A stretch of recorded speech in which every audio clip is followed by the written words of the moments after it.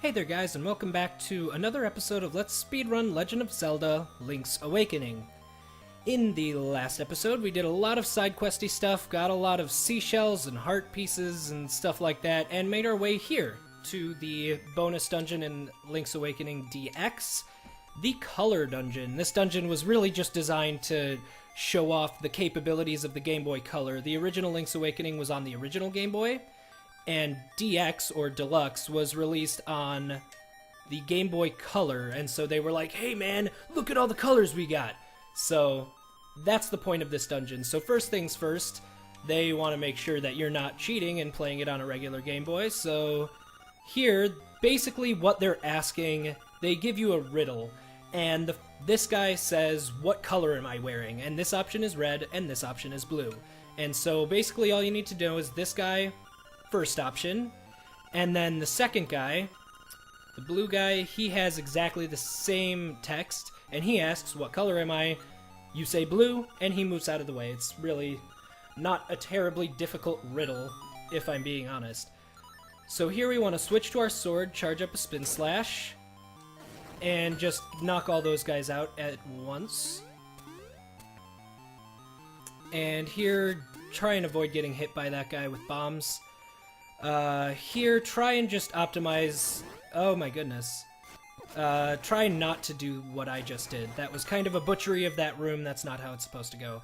Ideally, you would hit both of the red guys, walk around here, kill the green guy, and next green guy, and move on. So, that's probably the most efficient way you can do that. Here, I just kill them because they're annoying. Grab this small key. And head back out here. These guys are the worst in the game. You'll see that soon. Head just straight up through this one, lower right, upper left twice, and grab key. Now ignore these guys. Unlike this, you can't skip this text box with the pause menu because it's something that they fixed in the new bosses that they added. But what we want to do here is grab our powder out, use powder. Oh my goodness. That was actually what I would consider an absolutely atrocious fight. Basically, what you want to do ideally with that is powder one time to get him back into his ball form, then powder 5 times to kill him. You can't actually hurt him with your sword. This boss is the reason why the magic powder is actually, it's pretty limited in this run.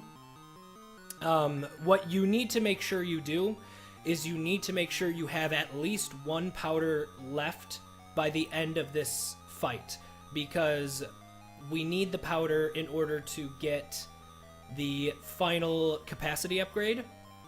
So if you run out of powder, that is a bad thing. I actually don't know of any backup strats because I've never run out of powder, but I've gotten close, like this for example. So here, just push out the blocks, and we already have the Nightmare Key, save and quit. And you don't need to change the equipment menu here. You don't actually need the...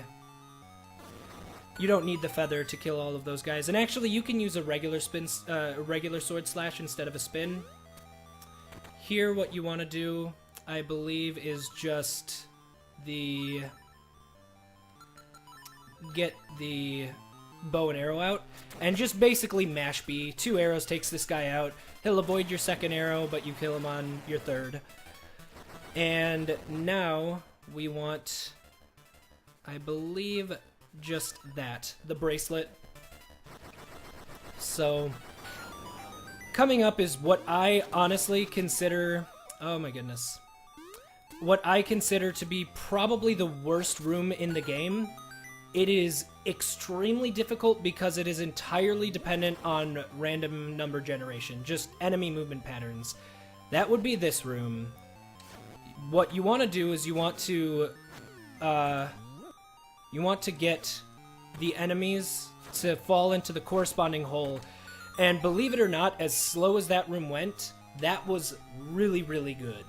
That room can take you forever. One thing that I found has helped me get a lot more consistent with that room is use your sword to slash them into the hole instead of picking them up, because picking them up, what I used to do is I would just throw them clean past the hole they're supposed to go into, and it's a mess. So don't do that, basically. Oh, and also don't do that.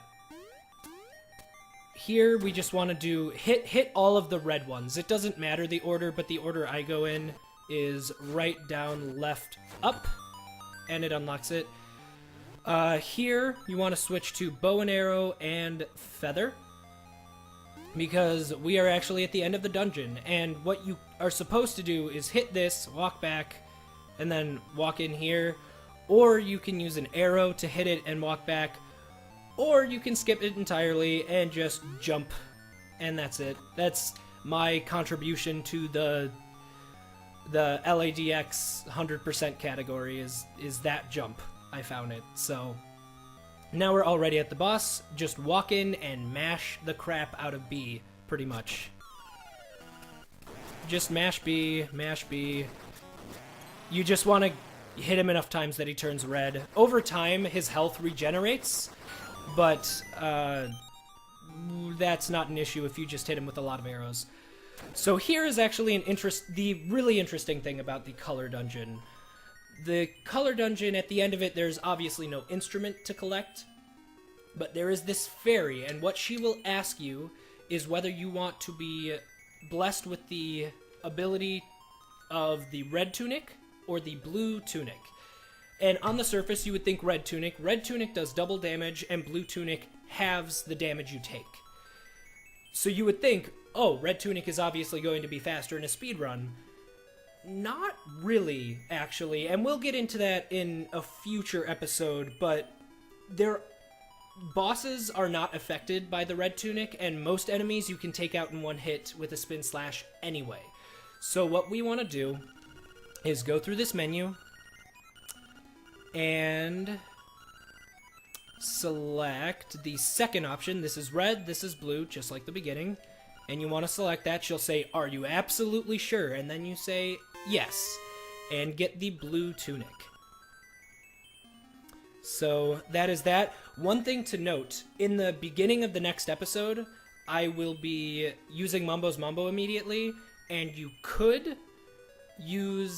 equip Mambo's Mambo instead of the feather if you wanted, to save some time in the equip menus. But there is a frame here. If you're mashing A to get through this text, you will use the action. And in one of my prior speedruns, I accidentally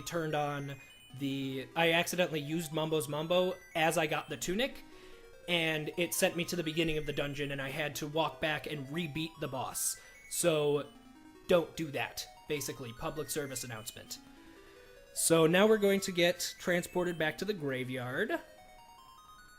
And I am actually going to... You know what? Actually, I will use Mambo's Mambo right now because I don't feel like ending the episode in the pause menu to avoid the ghost, and I don't feel like avoiding the ghost right now. So that about does it for this episode of Let's Speedrun Legend of Zelda Link's Awakening. Hope you enjoyed the color dungeon. It is, as I said, probably my favorite dungeon in the game.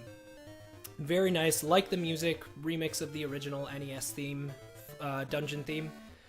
So, yes, I will see you in the next episode. Thank you all for watching, and I will see you next time.